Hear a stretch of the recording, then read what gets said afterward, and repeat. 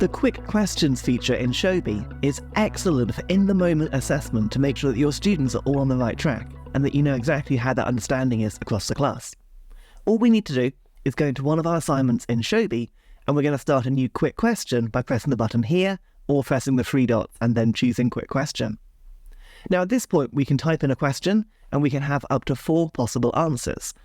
I'll just quickly put in a question here about which of these Pixar films is your favourite. I imagine your assessment's probably a bit more meaningful than mine, but you get the idea. I'm then going to type in some possible answers, and I'm going to launch that question to my class via Showbie.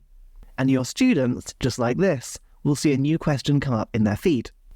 All your students need to do is tap on that orange button, choose the answer, and then submit it, and that's their part in the assessment process complete.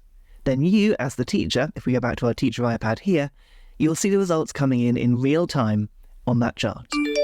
Now, on this quick question, you can't dig in and find out who voted for what or what they've chosen, but you do get that picture of your class's results in the moment, which can be really helpful as a teacher to have.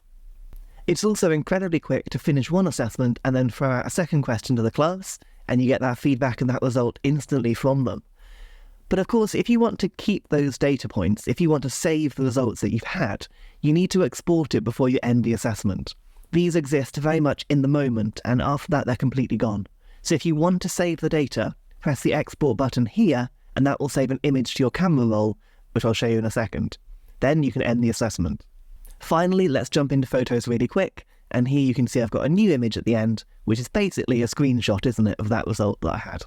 Quick questions in Showbie really are great for that minute-by-minute assessment to make sure that you know how your students are getting on, and it's great to see that implemented in the Showbie app itself.